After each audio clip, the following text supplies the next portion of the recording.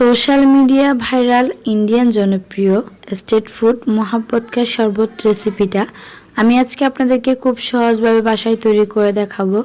আসসালামু আলাইকুম, আমন্ত্রণ জানাচ্ছি আমার আজকের ভিডিওতে।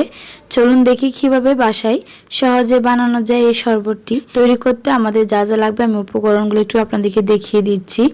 একটা তরমুজ নিয়ে নিয়েছি আর রুহ আফজা নিয়েছি লিকুইড তরল দুধ, চিনির সিরাপ নিয়ে নিয়েছি আর নিয়ে নিয়েছি বরফের টুকরো।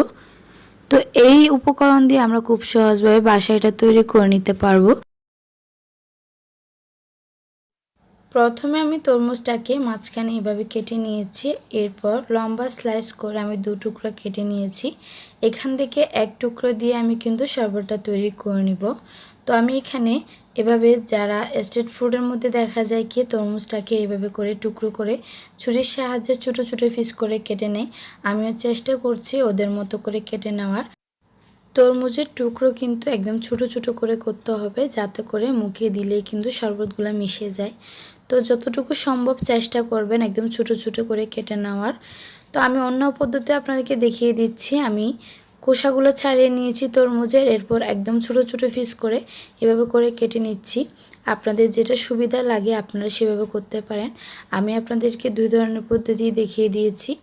আপনাদের যার যেরকম পদ্ধতিতে সহজ লাগে আপনারা চাইলে সেই পদ্ধতিতে কিন্তু তরমুজের টুকরোগুলোকে ছোটো ছোটো করে কেটে নিতে পারেন।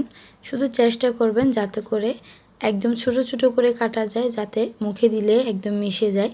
তো আমি আরেকটু চেষ্টা করছি, যেটুকু আমি ছোটো করেছি এর চেয়ে আরেকটু ছোটো করার। তো ছুরির সাহায্যে আমি এভাবে করে আরেকটু ছোটো করে নিয়েছি আর এর মধ্যে কয়েকটা বড় সাইজে বরফের টুকরো দিয়ে দিয়েছি।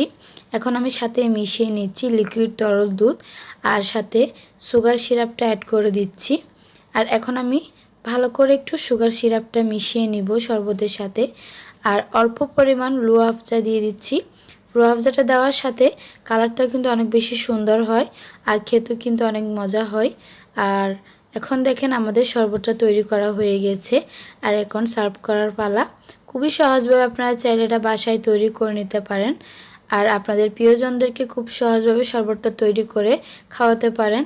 তো আশা করব অন্য সব ভিডিওর মতো আমার আজকের ভিডিওটা আপনাদের কাছে ভালো লাগবে। যদি ভালো লেগে থাকে তাহলে অবশ্যই আমার চ্যানেলটি সাবস্ক্রাইব করে দিবেন আর অবশ্যই পাশে থাকা বেল আইকনটি বাজিয়ে দিবেন, যাতে করে আমি যে কোনো ভিডিও আপলোড দিলে খুব সহজে আপনাদের কাছে নোটিফিকেশনগুলো পৌঁছে যায়। আজকে এ পর্যন্ত, সবাই ভালো থাকবেন, সুস্থ থাকবেন। আল্লাহ হাফেজ।